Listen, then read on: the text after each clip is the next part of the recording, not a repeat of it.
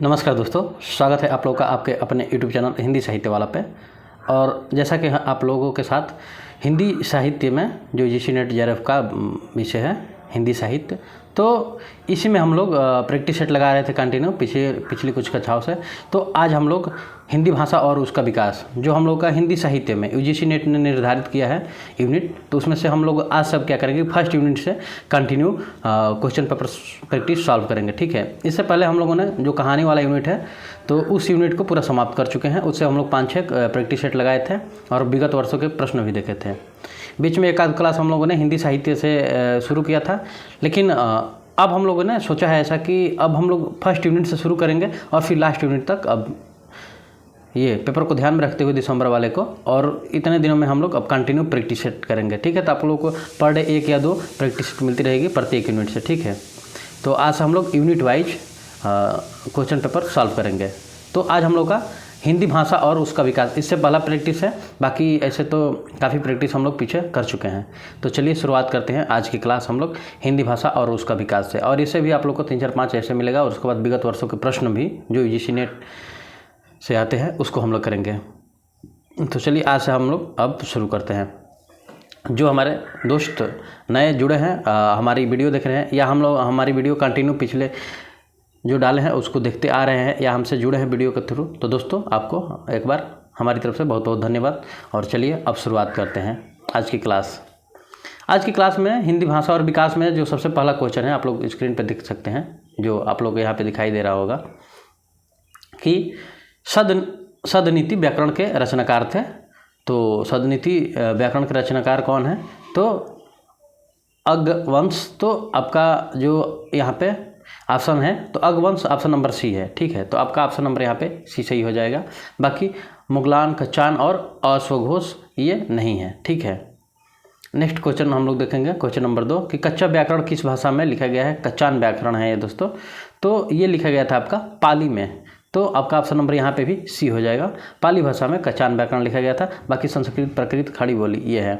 और हाँ, इस यूनिट से लगभग 3-4 क्वेश्चन आते हैं, लेकिन महत्वपूर्ण है 3-4 क्वेश्चन। आप समझिए, मान लीजिए हम लोग क्वेश्चन प्रैक्टिस लगाएंगे 200-300 कम से कम, उसमें से फंस जाए सीधे सीधे तो क्या बात है। नहीं तो क्या होता है, बस ऑप्शन चेंज कर देता है, और थोड़ा बहुत अगर प्रैक्टिस किए रहेंगे तो वो चीज़ें हम लोग के ध्यान में रहती है और वहाँ पर ऑटोमेटिक चीज़ें सही हो जाती है। तो प्रैक्टिस कितना ज़रूरी है ये आप लोगों से ज़्यादा कोई जानता नहीं, और पेपर नज़दीक है तो उसके नज़रिए से तो और।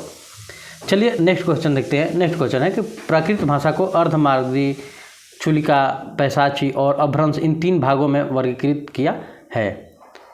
तो यहाँ पे 4 ऑप्शन दे रहा है, वो कौन कौन सा है? वररुचि, जॉर्ज ग्रियर्सन, हेमचंद्र और मार्कंडेय। तो किसने किया था दोस्तों? तो वो होंगे आपके हेमचंद्र। तो ऑप्शन नंबर आपका यहाँ पे 3 का बी सही हो जाएगा, ऑप्शन नंबर बी।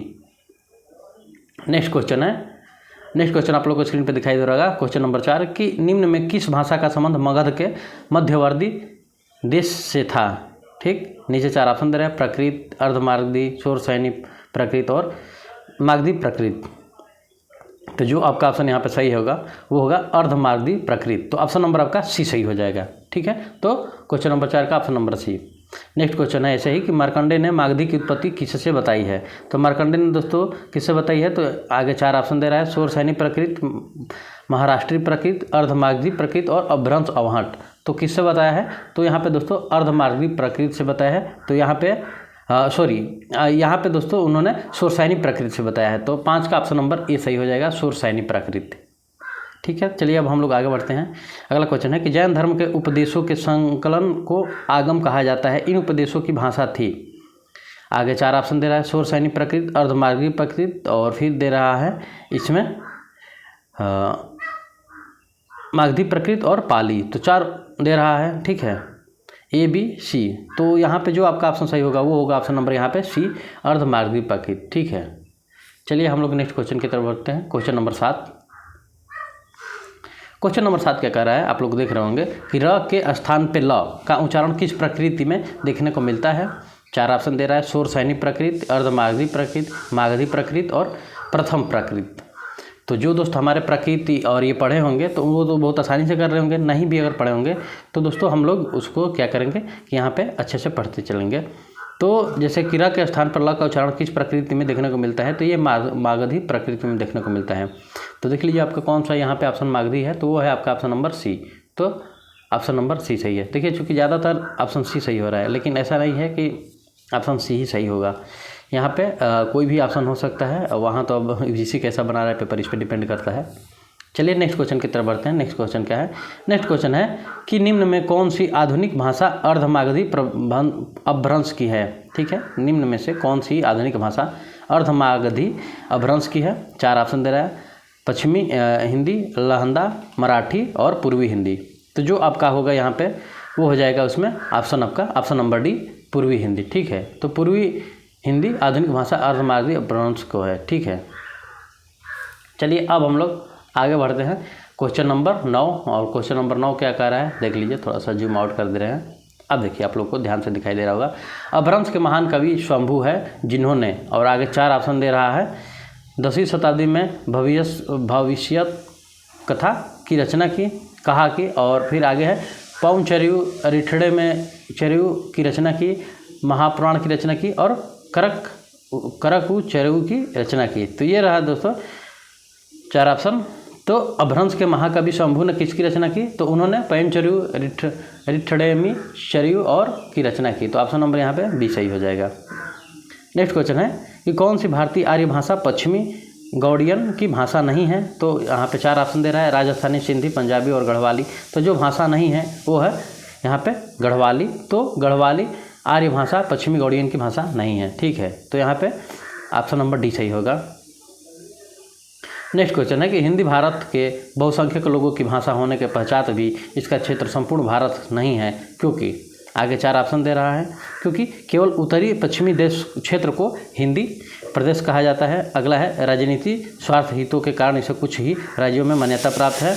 अगला है दक्षिण भारत में हिंदी भाषी लोगों की संख्या कम है। और अगला है कि आर्यों का प्रभुत्व संपूर्ण देश में नहीं था। तो 4 ऑप्शन है, तो इसमें से जो आपका ऑप्शन सही होगा वो होगा कि राजनीति स्वार्थ हितों के कारण इसे कुछ ही राज्यों में मान्यता प्राप्त है। तो ऑप्शन नंबर आपका यहाँ पे बी सही हो जाएगा 11 का। ठीक है, चलिए अब हम लोग आगे बढ़ते हैं क्वेश्चन नंबर 12। क्वेश्चन नंबर 12 क्या कर रहा है आप लोग देखे होंगे, बहुत छोटा सा क्वेश्चन है कि निम्न में से कौन सी पूर्वी हिंदी को नहीं है, पूर्वी हिंदी की नहीं है। 4 ऑप्शन दे रहा है, अवधी, छत्तीसगढ़ी, बघेली और बुंदेली। तो कौन सा नहीं है पूर्वी हिंदी का? आप लोग पढ़े होंगे पूर्वी हिंदी में, तो आपका ऑप्शन यहाँ पे कौन सा होगा? हाँ, डी। तो आपका ऑप्शन नंबर डी सही है। चलिए नेक्स्ट क्वेश्चन की तरफ बढ़ते हैं। नेक्स्ट क्वेश्चन क्या कह रहा है? नेक्स्ट क्वेश्चन है कि दक्षिणी भारत में खड़ी बोली के अतिरिक्त ब्रज, हरियाणवी, मेवाती, अभी, पंजाबी आदि भी रूप पाए जाते हैं। ठीक है, दक्षिणी भाषा में खड़ी बोली के अतिरिक्त ब्रज, हरियाणवी, मेवाती, अभी, पंजाबी और फिर आदि के रूप पाए जाते हैं, क्योंकि, तो कह सकते हैं ये दोस्तों पहली बात आप लोग को बता दें, यहाँ पे अभी जो लिखा है ये आपका अवधि, आप लोग सुना होंगे अवधि, ये आप पढ़ते ही होंगे, तो ये अवधि है। ठीक है, तो ये अभी नहीं है, ये थोड़ा मिसटाइपिंग हो गया है। तो अवधी, पंजाबी आदि के रूप में पाए जाते हैं, क्योंकि, तो चलिए अब आगे हम लोग देखेंगे, क्योंकि 4 ऑप्शन दे रहा है, दक्षिणी इन सभी भाषाओं और बोलियों से प्रभावित रही है। आगे है दक्षिणी इन सभी बोलियों के मूल क्षेत्र से भी निकलती है। आगे है दक्षिणी के साथ इन सभी भाषाओं और बोलियों का विकास एक साथ हुआ है। और नेक्स्ट है दक्षिणी भाषा इन सभी बोलियों की तरह होकार उकार बहुल्य है। तो 4 ऑप्शन दे रहा है, तो कौन सा ऑप्शन यहाँ पे सही होगा? तो इसमें से जो आपका सही होगा वो होगा कि दक्षिणी के साथ साथ इन सभी भाषाओं की बोलियों का विकास एक साथ हुआ है। तो ऑप्शन नंबर आपका इस तरह सी हो जाएगा। नेक्स्ट क्वेश्चन है कि निम्न रचनाओं में से किसमें हिंदुस्तानी शब्द का उल्लेख हुआ है? 4 ऑप्शन दे रहा है, बाबरनामा, तुझके बाबरी, पादशाहनामा और जफरनामा। तो जो आपका यहाँ पे ऑप्शन सही होगा तुझके बाबरी, तो ऑप्शन नंबर आपका बी सही हो जाएगा। ठीक है, चलिए नेक्स्ट क्वेश्चन है कि मानक भाषा मुख्य होती है। 4 ऑप्शन दे रहा है, जो परिनिश्चित, शुद्ध एवं परिमार्जित हो, जो सामाजिक सांस्कृतिक रूप में साम्य हो, जो किसी क्षेत्र को आंचलिक बोली हो, और नेक्स्ट है भाषा प्रयोग की दृष्टि से स्वीकृत हो। तो जो आपका ऑप्शन यहाँ पे सही होगा वो होगा कि जो परिनिश्चित, शुद्ध हो, परिमार्जित हो। तो ऑप्शन नंबर आपका ए सही हो जाएगा 15 का। नेक्स्ट क्वेश्चन है नेक्स्ट क्वेश्चन है कि कौन से अनुच्छेद में हिंदी को संघ की राज्य भाषा एवं देशनागरी को लिपि के रूप में मान्यता मिली है? 4 ऑप्शन है आपका, अनुच्छेद 343, 348, 351 और 358। तो जो इसमें मिली है दोस्तों वो है आपका अनुच्छेद 343। तो ऑप्शन नंबर आपका यहाँ पे ए सही हो जाएगा। ठीक है, 16 का ऑप्शन नंबर ए। अगला क्वेश्चन है कि 8वीं अनुसूची में 92वें संशोधन द्वारा किस भाषा को सम्मिलित किया गया था? 4 ऑप्शन दे रहा है, संथाली, डोंगरी, मैथिली और ये सभी। तो इन सभी भाषाओं को दोस्तों 92वें संशोधन के द्वारा भाषा में शामिल किया गया था 8वीं अनुसूची में। तो ऑप्शन नंबर आपका डी सही हो जाएगा, ये सभी। देवनागरी लिपि है, छोटा सा एकदम क्वेश्चन दे रहा है, देखिए 4 ऑप्शन की तरह, मतलब महत्वपूर्ण क्वेश्चन है चूँकि ये, ध्यान दीजिएगा। चित्रात्मक लिपि, संकेतात्मक, अक्षरात्मक और वर्णात्मक। तो जो आपका यहाँ पे सही होगा वो हो जाएगा अक्षरात्मक। तो ऑप्शन नंबर आपका सी सही हो जाएगा। नेक्स्ट क्वेश्चन है कि शोरशैनी अभ्रंश अर्थात अवहट मध्य देश के अतिरिक्त बंगाल आदि प्रदेशों में भी काव्य भाषा के रूप में प्रयुक्त होती है रही है, यह कथन किसका है? तो दोस्तों ये कथन आपका हो जाएगा, आपका 4 ऑप्शन दे रहा है, चंद्रधर शर्मा गुलेरी, आचार्य रामचंद्र शुक्ल, मेरुतुंग और डॉक्टर सुनीति चटर्जी। तो जो होगा आपका वो होगा डॉक्टर सुनीति चटर्जी। तो आपका ऑप्शन नंबर डी सही हो जाएगा। क्वेश्चन नंबर 20 पे चलते हैं हम लोग। 20 क्या कर रहे हैं, और 20 देखिए बाकी क्वेश्चनों से हटके है और ये थोड़ा सा मतलब यूनिक क्वेश्चन है। तो आइए हम लोग देखते हैं। जैसे दे रहा है कि पाली भाषा मुख्यतः इन स्थानों में प्रचलित थी। कौन कौन से स्थान दे रहा है? जैसे मगध, उज्जैनी, कलिंग, कोसल, श्रावस्ती और नेपाल, और फिर आगे दे रहा है कुरु, पंचाल। ठीक है, तो आपका ऑप्शन नंबर यहाँ पे 4 मतलब ऑप्शन दे रहा है, और नीचे कूट में दे रहा है जैसे 2, 4, 1, 2, 1, 3 और 3, 4। तो कौन सा ऑप्शन आपका सही है? तो पाली भाषा मुख्य इन स्थानों पर प्रचलित थी। तो कौन कौन से स्थान थे वो?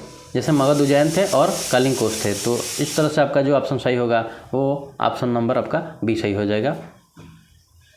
नेक्स्ट क्वेश्चन है कि शोरशैनी नाटकों के गद्य भाग की भाषा थी, यह विचार किसका है? 4 ऑप्शन दे रहा है, जॉर्ज ग्रियर्सन, मार्कंडेय, आचार्य हेमचंद और आचार्य भरतमुनि। तो यहाँ पे जो आपका होगा वो हो जाएगा जॉर्ज ग्रियर्सन। तो ऑप्शन नंबर आपका ए सही हो जाएगा। चलिए नेक्स्ट क्वेश्चन की तरफ बढ़ते हैं कि उर्दू का जन्म दिल्ली और आगरा में नहीं बल्कि दक्षिणी भारत में हुआ, इस कथन में सहमति कौन रखते हैं? 4 ऑप्शन दे रहा है, अमीर खुसरो, रामधारी दिनकर, रामचंद्र शुक्ल और राहुल सांकृत्यायन। ठीक है, तो हम लोग वो को जो यहाँ पे ऑप्शन सही होगा वो होगा राहुल सांकृत्यायन, जो उर्दू का जन्म दिल्ली और आगरा में नहीं बल्कि दक्षिणी भारत में हुआ, इस कथन से सहमति रखते हैं। ठीक है, चलिए 23 नंबर क्वेश्चन पर बढ़ते हैं। 23 नंबर क्वेश्चन क्या कर रहा है, और ये भी थोड़ा सा यूनिक क्वेश्चन है और बहुत इंपॉर्टेंट है, कुट वाला है कि निम्नलिखित रचनाओं में किसका संबंध शोरशैनी प्रकृति से है? 4 ऑप्शन दे रहा है, कच्चान व्याकरण, जैन साहित्य और फिर प्रकृति प्रकाश और आनंद सुंदरी। ठीक है, कुट में आप लोग देख सकते हैं 1, 2, 2, 3, 2, 4 और 1, 2, 3, 1, 3, 4 सॉरी ये दिया है ऑप्शन। तो यहाँ पे जो आपका ऑप्शन सही होगा वो होगा जैसे कि जैन साहित्य और आनंद सुंदरी। तो जो आपका यहाँ पे सही होगा वो हो जाएगा आपका ऑप्शन नंबर सी सही हो जाएगा, जैन साहित्य सही है और आनंद सुंदरी है। ठीक है, अब हम लोग आगे बढ़ेंगे। क्वेश्चन नंबर 24 देख सकते हैं। क्वेश्चन नंबर 24 क्या कह रहा है कि ईरानी महाभारत काल से ही भारत को हिंद कहने लगे थे, यह कथन किसने कहा? तो यह कथन किसने कहा था आप लोग देख सकते हैं, जैसे दिया है कि ईरानी महाभारत काल से ही भारत को हिंद कहने लगे थे। तो ये किसने का कथन है? तो ये दोस्तों है आपका पंडित रामनरेश त्रिपाठी। तो ऑप्शन नंबर आपका डी सही हो जाएगा इस तरफ। तो ये ऑप्शन नंबर डी सही है। चलिए अगला क्वेश्चन हम लोग देख सकते हैं कि विश्व की भाषाओं को मुख्यतः कितने भाषा परिवारों में विभाजित किया गया है? ये तो बहुत आसान क्वेश्चन है दोस्तों, आप लोग बता सकते हैं। तो 12। तो ऑप्शन नंबर आपका ये फर्स्ट सही हो जाएगा। ये सबसे पहले फर्स्ट पेज पे है, ये पढ़ेंगे भी तो आप लोग हिंदी भाषा। हिंदी किस भाषा परिवार की भाषा है? तो 4 ऑप्शन दे रहा है, द्रविड़, भारोपीय, सेमेटिक और रेड इंडियन। तो आपका जो ऑप्शन सही होगा वो हो जाएगा भारोपीय। तो ऑप्शन नंबर आपका सी सही हो जाएगा। नेक्स्ट क्वेश्चन है कि भारतीय आर्य भाषाएं किस भाषा परिवार से संबंधित है? 4 ऑप्शन दे रहा है आपका, चीनी, सुडानी, भारोपी और द्रविड़। तो आपका इसमें से जो आपका ऑप्शन सही हो जाएगा कि तो ये यहाँ पे भी ऑप्शन आपका भारोपी सही होगा। तो ऑप्शन नंबर आपका बी सही हो जाएगा 27 का। नेक्स्ट क्वेश्चन की तरफ बढ़ेंगे। Question number 28। क्वेश्चन नंबर 28 क्या कर रहा है कि प्राचीन भारतीय आर्य भाषा है। 4 ऑप्शन दे रहा है, आप लोग देख सकते हैं वैदिक संस्कृत, पाली, अवहट और प्राकृत। तो जो आपका है वो हो जाएगा आपका वैदिक संस्कृत। तो ऑप्शन नंबर आपका ए सही हो जाएगा। ठीक है, नेक्स्ट क्वेश्चन की तरफ बढ़ेंगे। नेक्स्ट क्वेश्चन क्या कर रहा है कि वैदिक ग्रंथों की भाषा है और यहाँ पे 4 ऑप्शन दे रहा है, पाली, वैदिक संस्कृत, स्टार्टिंग से देखिए, वैदिक संस्कृत, अपभ्रंश और उसके बाद लौकिक संस्कृत और पाली। तो 4 ऑप्शन दे रहा है। तो जो यहाँ पे होगा वो हो जाएगा आपका ऑप्शन नंबर ए सही हो जाएगा, वैदिक संस्कृत। तो यहाँ पे आपका ऑप्शन नंबर ए सही है। नेक्स्ट क्वेश्चन की तरफ बढ़ेंगे। नेक्स्ट क्वेश्चन क्या कर रहा है कि विद्वानों ने वैदिक ध्वनियों की संख्या 52 मानी है, इसमें कितने स्वर तथा कितने व्यंजन हैं। ध्यान दीजिएगा आप लोग फिर से, विद्वानों ने वैदिक ध्वनियों की संख्या 52 मानी है, इसमें कितने स्वर तथा कितने व्यंजन हैं।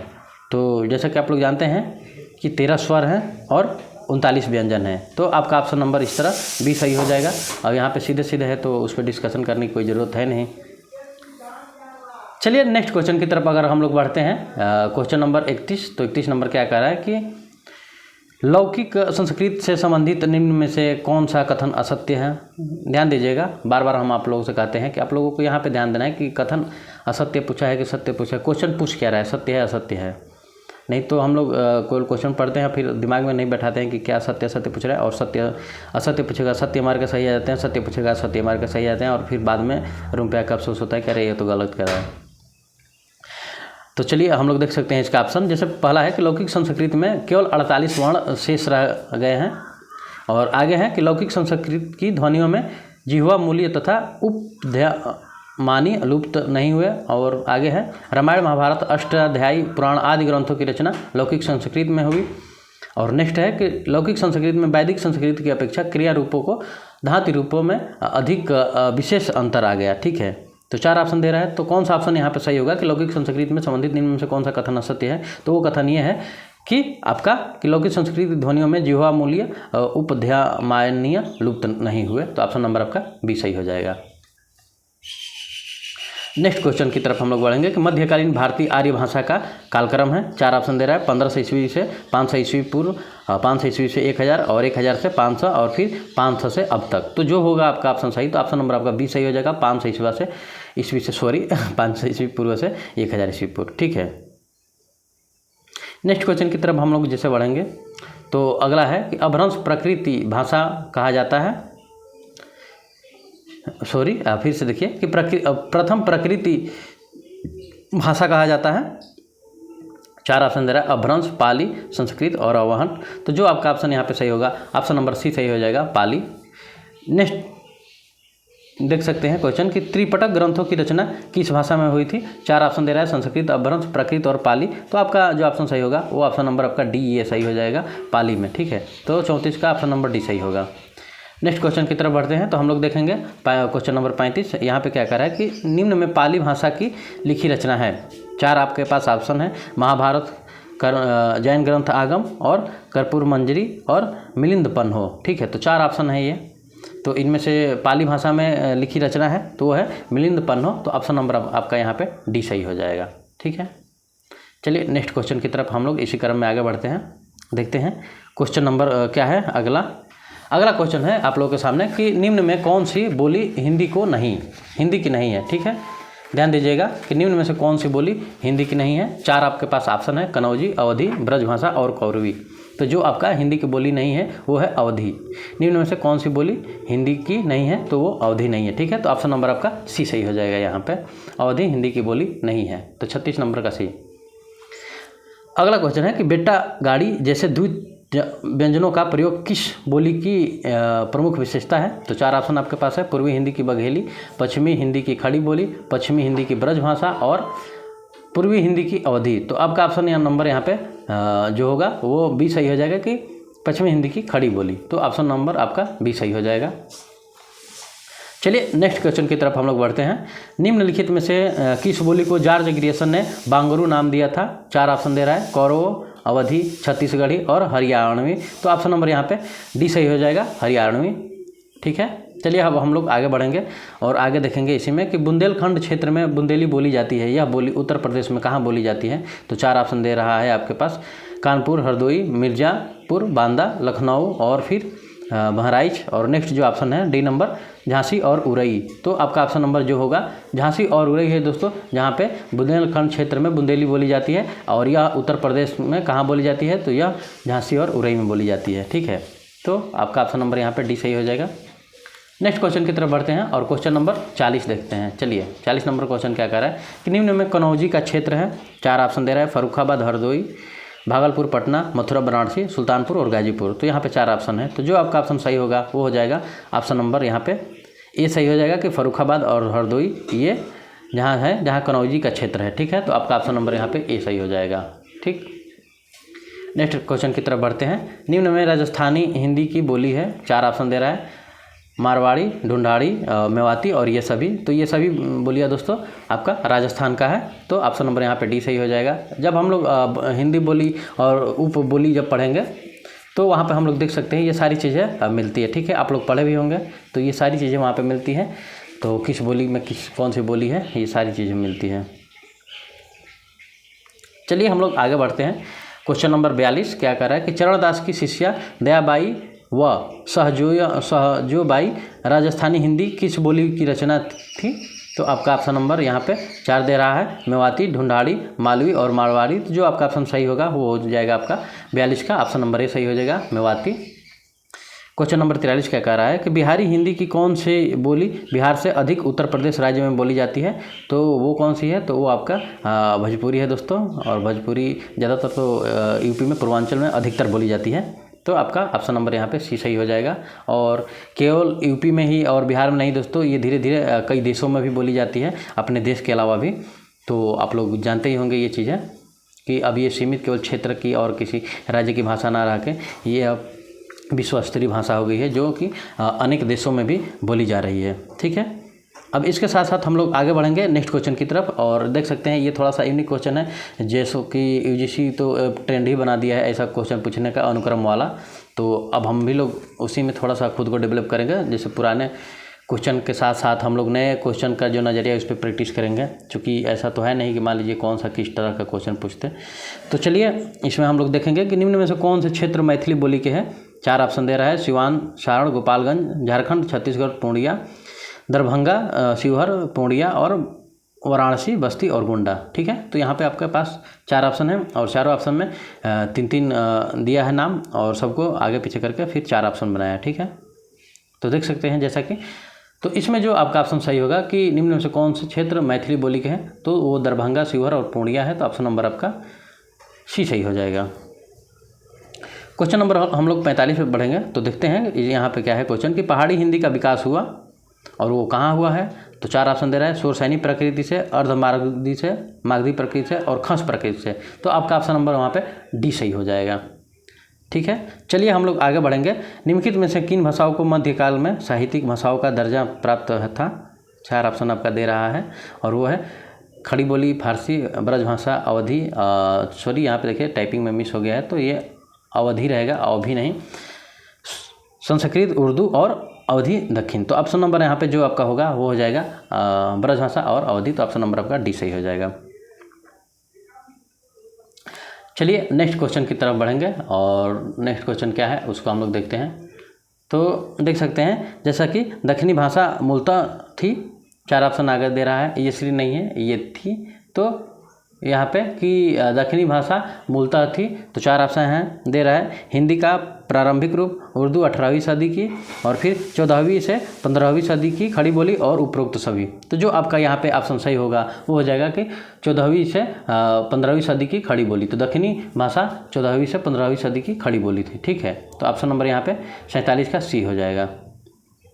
नेक्स्ट क्वेश्चन की तरफ हम लोग आगे बढ़ेंगे। तो देखिए एकदम ज़बरदस्त क्वेश्चन आ गया आप लोगों के सामने, और ये सुमेलित करने वाला है। तो 48 नंबर को जो क्वेश्चन है वो सुमेलित करने वाला है, आप लोग देख सकते हैं स्क्रीन पे। यहाँ पे 2 सूची दिया है, फर्स्ट सूची को सेकंड से सुमेलित करना है। तो चलिए हम लोग सुमेलित करते हैं। एक तरफ बोली दिया है और एक तरफ क्षेत्र दे दिया है कि कौन सी बोली किस क्षेत्र में बोली जाती है। जैसे नंबर के आप लोग देख सकते हैं ए पे लिखा है बांगरू। ठीक है, तो आप लोग बताइए कहाँ पे बोली जाती है बांगरू, ये किस क्षेत्र की बोली है। तो ये दोस्तों आपका हो जाएगा रोहतक। तो ये रोहतक साइड की बोली है। भोजपुरी ऑप्शन में देख लीजिए कौन सा है, तो छपरा। छपरा जो बिहार में है दोस्तों, जो यूपी से सटा हुआ राज्य है उधर पूर्व में, जो बलिया और बिहार और छपरा, बलिया से मतलब सटा हुआ वो है उधर। तो आप लोग देख सकते हैं कौन सा है वहाँ पे भोजपुरी का क्षेत्र, तो छपरा। तो ऑप्शन नंबर आपका 4 हो जाएगा यहाँ पे छपरा। कुमायूनी, कुमायूनी कहाँ का है क्षेत्र बोली, तो ये आप लोग देख सकते हैं ये आपका हो जाएगा अल्मोड़ा। तो ऑप्शन नंबर इसका सी में चला जाएगा। और लास्ट बचा है खड़ी बोली, तो खड़ी बोली मेरठ की भाषा है, ठीक है।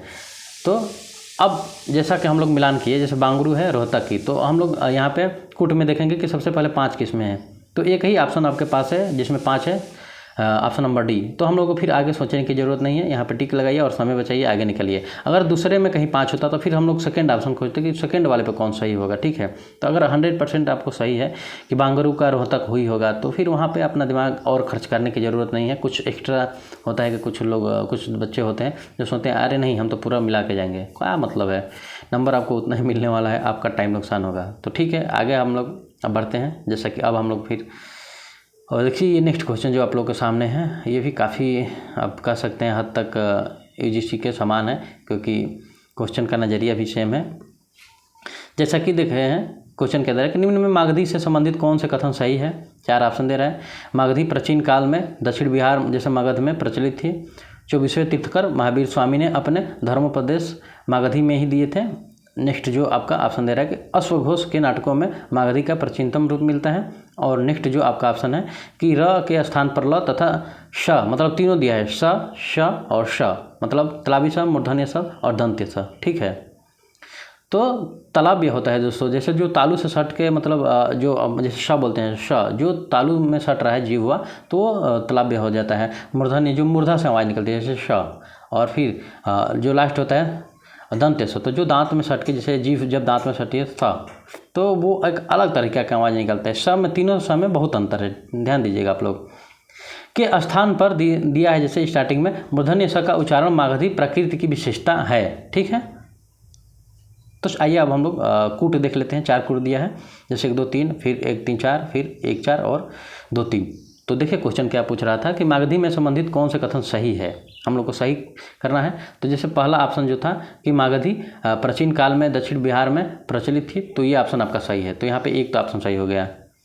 दूसरा यहाँ पर ऑप्शन कौन सही है कि अश्वघोष के नाटकों में मागधी का प्राचीनतम रूप मिलता है, तो ऑप्शन नंबर 3। और फिर र के स्थान पर ल और जो तीनों स है, तो स के स्थान पर मूर्धन्य स का उच्चारण मागधी प्रकृति की प्रमुख विशेषता है, तो ऑप्शन नंबर यहाँ पे 4 सही है। तो इस तरह से जो आपका ऑप्शन सही होगा, तो ऑप्शन नंबर आपका बी सही हो जाएगा। चलिए अब हम लोग 50 नंबर क्वेश्चन देखेंगे, और आज की क्लास में लास्ट क्वेश्चन है ये कि आयो गुष्ठ बड़ो व्यापारी लादि खेप ज्ञान योग की ब्रज में आनी उतारी, और उक्त पंक्तियाँ किस बोली में है। तो ये आपका हो जाएगा, ये ब्रज भाषा में है बोली, ठीक है। तो ये आपका ऑप्शन नंबर यहाँ पे बी सही हो जाएगा। और अवधि, बुंदेलखंडी और कनौजी है, इसमें नहीं है, ठीक है। तो ऑप्शन यहाँ पे बी सही हो जाएगा। तो इस तरह दोस्तों हम लोगों ने आज हिंदी भाषा और विकास से संबंधित हम लोगों ने आज पहला प्रैक्टिस सेट किया, और इसी क्रम को हम लोग आज से कंटिन्यू रखेंगे पेपर तक। और इतने दिन में लगभग आप लोगों को 60-70 इस तरह से प्रैक्टिस करा दिया जाएगा, जो कि परीक्षा की दृष्टि से महत्वपूर्ण ही नहीं, कुछ ज़्यादा ही महत्वपूर्ण है। और आप लोगों को एक बार फिर बताना चाहेंगे कि हम लोगों ने इससे पहले थोड़ा सा बीच में 2-4 दिन का गैप हो गया था, उससे पहले हम लोगों ने कहानी का जो यूनिट है उससे संबंधित पूरा हम लोगों ने प्रैक्टिस लगा लिया है। तो जो हमारे इस चैनल पर अभी नए दोस्त देख रहे होंगे हमारी वीडियो, तो उनको अगर वो कहानी से रिलेटेड जो यूनिट है, तो उससे संबंधित सारी कहानियों से जितनी क्वेश्चन बनते हैं, और कहानी का विकास परंपरा, जो सेकेंड यूनिट में आप लोग ध्यान दीजिए हम क्या बोल रहे हैं कि सेकेंड यूनिट में जो हिंदी गद्य का विकास वाला में कहानी का जो पोर्शन है कि हिंदी का उद्भव, विकास और 21वीं सदी तक चाहे 20वीं सदी तक प्रमुख कहानीकार, उनके कहानी, तो इन सब पे चर्चा मतलब की गई है, और सबसे संबंधित क्वेश्चन बने हैं। 5 या 6 सेट कराए गए हैं, ठीक है। तो आप लोग को अगर वो वीडियो देखनी है तो हमारे डिस्क्रिप्शन बॉक्स में, चूँकि हम तो उसका लिंक डाल देंगे, लेकिन उससे भी है कि आप लोग चैनल में अंदर जाएंगे, वहाँ पे प्ले लिस्ट में जाएंगे, तो वहाँ पे लिखा है कि हिंदी साहित्य UGC net JRF practice set, question practice set. तो आप लोग उस प्ले लिस्ट को खोलेंगे तो वहाँ पे तमाम आप लोग को केवल प्रैक्टिस सेट मिलेगी। तो दोस्तों ठीक है, जो हमारे आज वीडियो पर नए हैं और पुराने भी जो हैं, तो आप लोग अगर दोस्तों वीडियो को अच्छी लगी हो तो आप लोग वीडियो को लाइक सब्सक्राइब करना ना भूलें दोस्तों। और ऐसे ही आप लोग जुड़ जाइए कि ताकि अगले बार से जैसे ही कोई वीडियो डाले तो आप लोग के पास सबसे पहले पहुंचे, और अपने दोस्तों को भी चैनल को बोलिए कि सब्सक्राइब करें और हमसे जुड़े। तो ठीक है दोस्तों, आज के लिए इतना ही। मिलते हैं आप लोगों से अगली क्लास में एक नए प्रैक्टिस और नए उमंग के साथ। तो दोस्तों हंसते रहिए, मुस्कुराते रहिए और ऐसे ही हिंदी साहित्य वाले के साथ प्रैक्टिस लगाते रहिए। तब तक के लिए दोस्तों धन्यवाद, थैंक यू।